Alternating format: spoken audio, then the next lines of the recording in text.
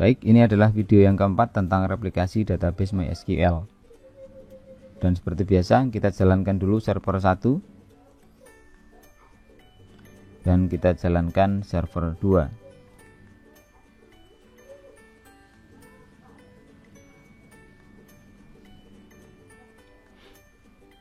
Oke, VirtualBox-nya saya minimizekan saja, dan jika muncul notifikasi seperti ini bisa ditutup saja.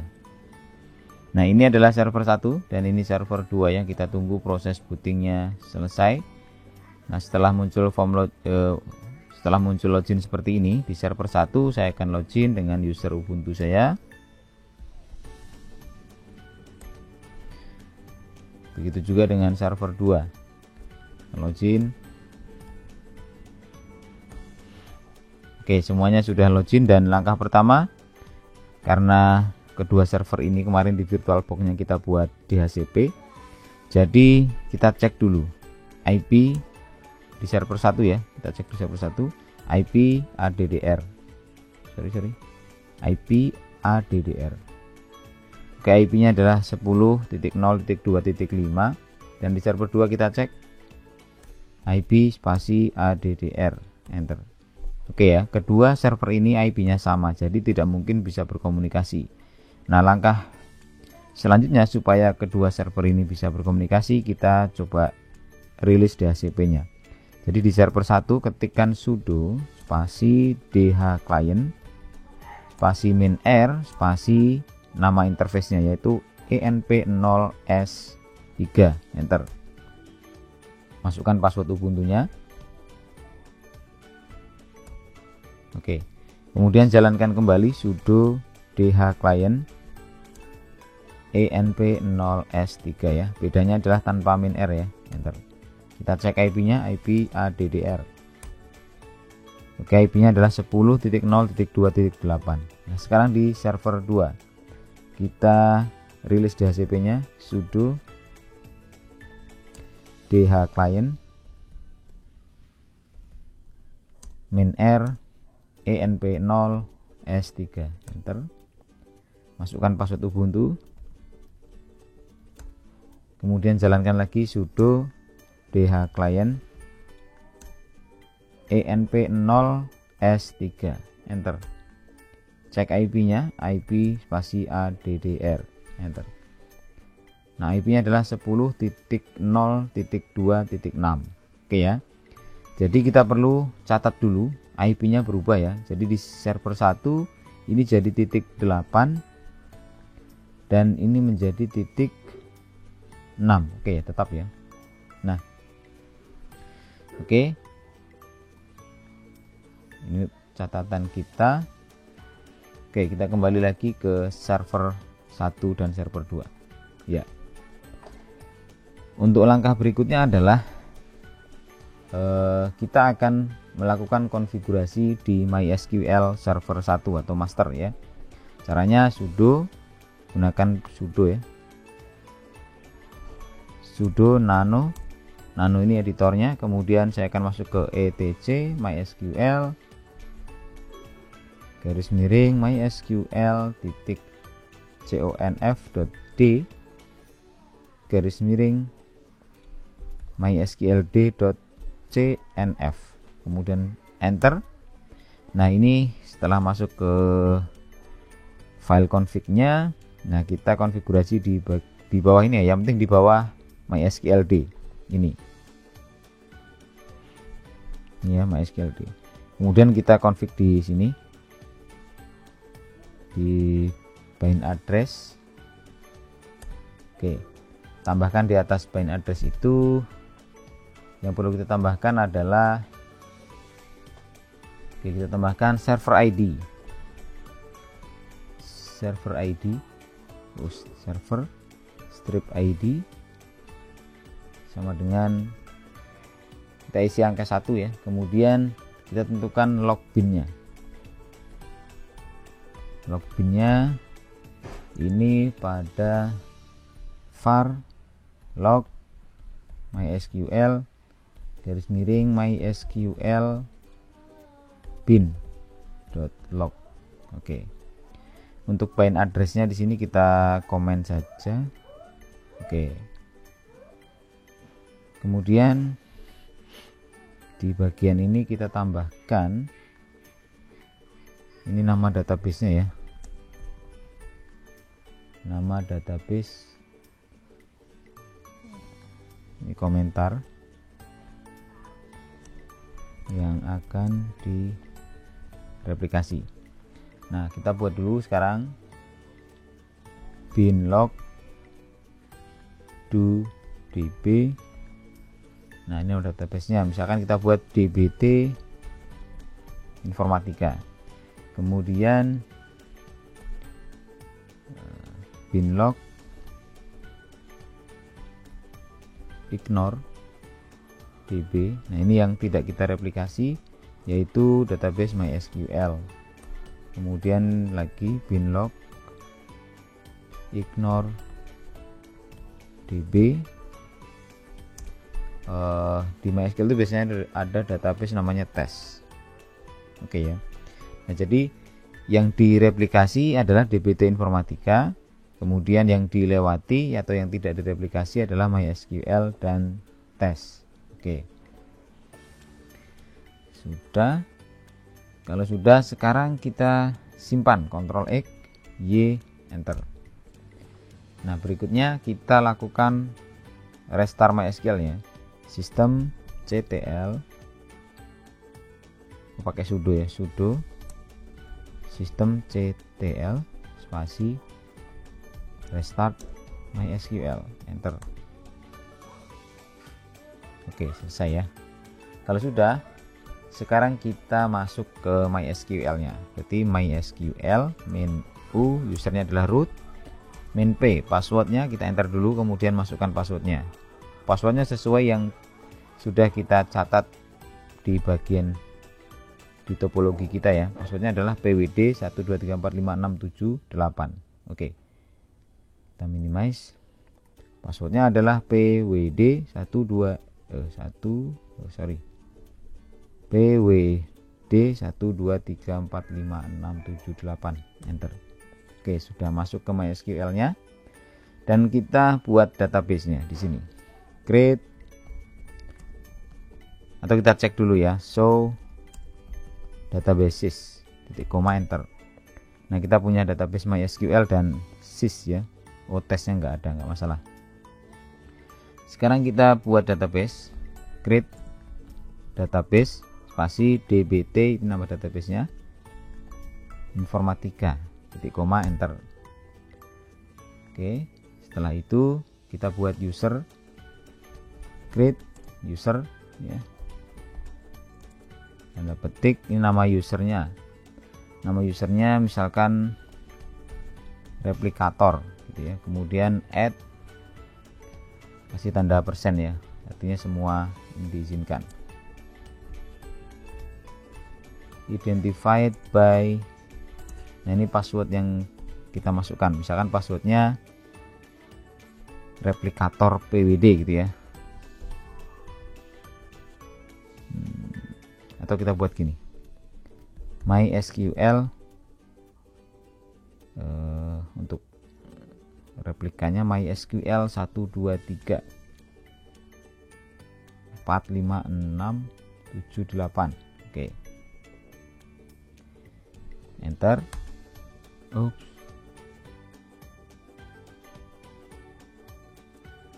Dan ada aturan untuk pembuatan password ya. Create user, kita cek, replikator, add, identified, create user, replikator. Oh, ini kok replikator, sorry, replikator, identified by. Nah, ini kita buat passwordnya. Misalkan passwordnya replikator 123, titik koma, enter. Kok gagal passwordnya? kombinasi huruf besar, kecil, dan angka. Coba ya, kita buat lagi create user replicator add percent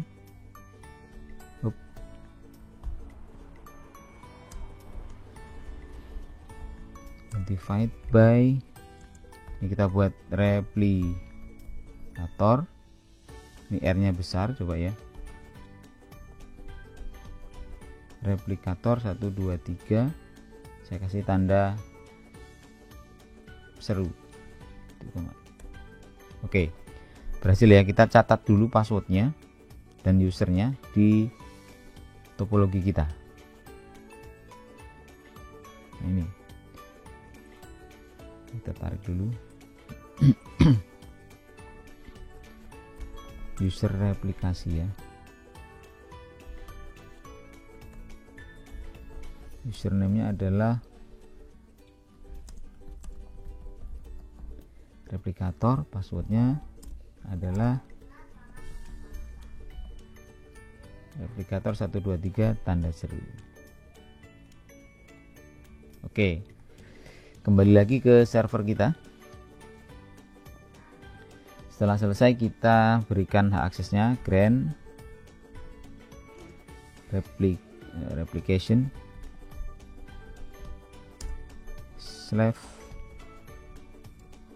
/on bintang titik bintang to, nah ini ke tadi ya, replikator, namanya replikator, pakai tanda kutip, replikator add percent kutip 1 titik koma, titik koma, enter. Oke, berikutnya coba kita flush privilege. Oke, sudah, kita keluar, ketikkan quit atau /q seperti ini. Enter.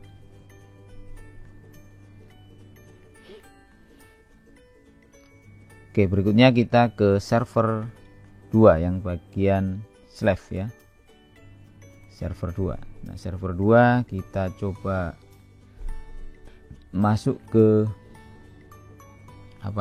MySQL nya, kemudian kita akan setting server itu sebagai server Slav ya. Kita masuk ke sini, sudo nano, kita lakukan konfigurasi ya, sudo nano etc/mysql/mysql.conf.d mysqld.cnf, enter. Oke, berikutnya kita ke bagian mysqld, di paint address-nya kita komentar saja, kita komen saja di sini, kemudian di bawahnya atau kita letakkan di atasnya aja ya, di sini kita buat server ID-nya, server ID, strip ya, strip ID. Nah, ini kita buat 2, kemudian login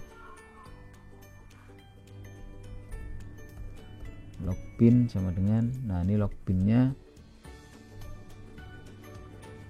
di var log mysql var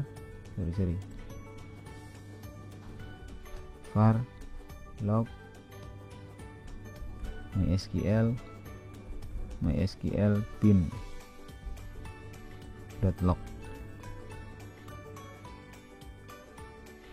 kemudian database-nya binlog _do db, nama database-nya dbt informatika, kemudian binlog ignore db. Nah, yang kita lewati adalah MySQL. Untuk tesnya nggak ada tadi ya. Oke, sudah. Kalau sudah, kita simpan, Ctrl X, Y, enter. Kemudian kita restart MySQL-nya.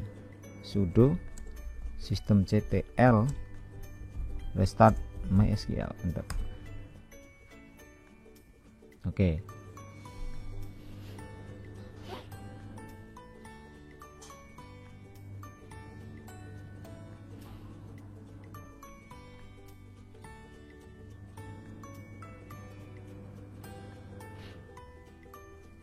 Baik, kalau sudah, sekarang kita buat databasenya. Masuk ke MySQL. MySQL main u root main p.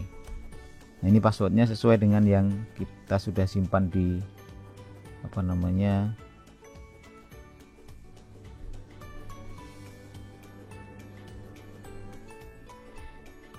kita sudah simpan di sini ya. Passwordnya adalah pwd 87 sampai 1 ya. Oke, ini kita minimizekan saja. Passwordnya adalah pwd 8765431, enter. Oke, masuk. Dan sekarang kita buat database-nya harus sama namanya ya. Create database dbt informatika, enter. Oke, sudah selesai. Kosong ya. Kemudian kalau sudah selesai, kita lakukan perintah untuk ini ya, stop dulu slave-nya, stop ya, stop. Oh, server atau terbalik nih, stop slave. Oh ya, stop slave, sorry, terbalik perintahnya. Kemudian saya akan lakukan pengaturan di sini, change master to master host. Nah, master hostnya kita isi dengan 110.0.2.8 ya. Ini IP address dari server masternya, server 1. Kemudian koma, master usernya ini adalah yang tadi ya, replikator ya, huruf kecil, replikator. Kemudian koma, master password. Nah, passwordnya yang tadi sudah kita simpan, yaitu replikator 123 tanda seru ya. Oke. Kemudian untuk master log filenya, koma dulu, kemudian master log file. Nah, ini kita isi dengan MySQL, huruf kecil, sorry ya, MySQL strip bin. Nah, ini ada ada nomornya ya. Nomor ini kita dapatkan dari server master. Klik di server master sini.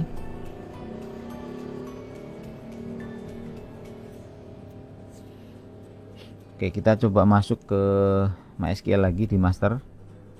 MySQL main u root main p, enter. pwd 123456778. Kita coba cek statusnya ya. Show master status. Nah, jadi kita isi dengan ini, nomor yang muncul di tabel itu di server 2 ya. Jadi MySQL strip bin titik 00005 kali ya, 01. Oke. Berikutnya tanda kutip koma terakhir, yaitu master log postnya. Master log post. Nah, position maksudnya. Posisinya itu ada di tabel di master 951 ya. Sama dengan 951. Oke, titik koma, enter. Ya. Berikutnya saya start slave-nya. Start slave. Enter, dan saya cek statusnya. Show slave status. Oke ya. Titik koma. Oke. Waiting for more update. Nah, sekarang untuk status ini, status nah gini ya. Nah ini ada waiting for master to send event. Sekarang kalau kita coba dari master ya, atau di sini di MySQL Slash ini dulu, kita akan ketik coba show databases. Kita sudah punya database DBT Informatika. Kita masuk ya, use DBT Informatika. Kemudian kita coba show table, show tables. Masih kosong ya. Sekarang kita coba buat tabel dari server master. Dari sini kita buat tabel, berarti use DBT Informatika. Nah, setelah itu kita buat tabel.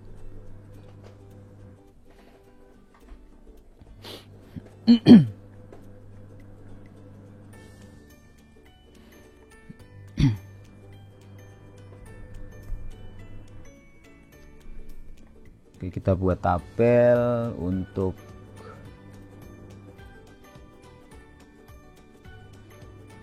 di database DBT Informatika ya, dari server 1. Nah, caranya yaitu create, pakai ini aja, create table if not exist.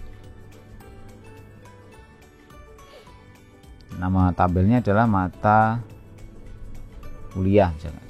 Ini underscore ya, mata underscore kuliah, buka kurung. Nah kita tulis nama ID-nya MKID integer, kemudian auto increment, kemudian ini adalah primary key. Oke, primary key, koma, kode MK kode ini kita buat varchar, panjangnya 10, kemudian not null, koma, MK nama ini juga varchar, panjangnya 100, tutup kurung, not null, koma, SKS ya, MK underscore SKS. Ini INT, panjangnya 2, not null juga, koma, oh ini terakhir ya, nggak usah pakai koma, tutup kurung, kemudian engine-nya adalah InnoDB, titik koma. Oke, saya cek lagi, create table if not exist, mata kuliah. Oke ya, enter aja. Oke, dan kita cek show tables this. Oke, itu di master ya. Kemudian saya dash DBT mata kuliah. Saya akan lihat deskripsinya atau strukturnya. Oke, sekarang saya cek di server Slack, apakah di Slack juga sudah muncul show database tables, enter. Nah ada yang mata kuliah ya, kita tampilkan description mata kuliah, titik koma, enter. Oke, saya hanya membuat tabel ini di server master, tapi di Slack juga sudah ada tabel itu. Saya akan coba masukkan satu data dari server master ya. Caranya insert into mata kuliah underscore kuliah, kemudian buka kurung MK kode, koma, MK nama, koma, MK SKS, tutup kurung, values, buka kurung, MK kodenya misalkan INF 001, kemudian MK namanya misalkan basis data terdistribusi, kemudian SKS nya saya isi dengan 3, tutup kurung, titik koma, enter. Oke, saya akan cek isi dari tabel mata kuliah, berarti select bintang spasi mata from ya, from mata kuliah. Enter. Oke. Di server master sudah ada satu data di tabel mata kuliah. Sekarang saya cek di Slack. Select bintang from mata kuliah. Titik koma enter. Oke. Sudah ada satu data juga. Nah, jadi seperti itu konsep replikasi master to slave. Jadi ketika ada perubahan data di server master, maka server slave-nya akan ikut berubah. Kita tambah data di server master, di server slave pun ikut berubah. Begitu juga kita buat tabel tadi ya, ikut berubah. Nah, sampai di sini uji coba untuk replikasi database server master ke slave sudah berhasil, dan silahkan diikuti beberapa tahapan tadi dan mudah-mudahan bermanfaat.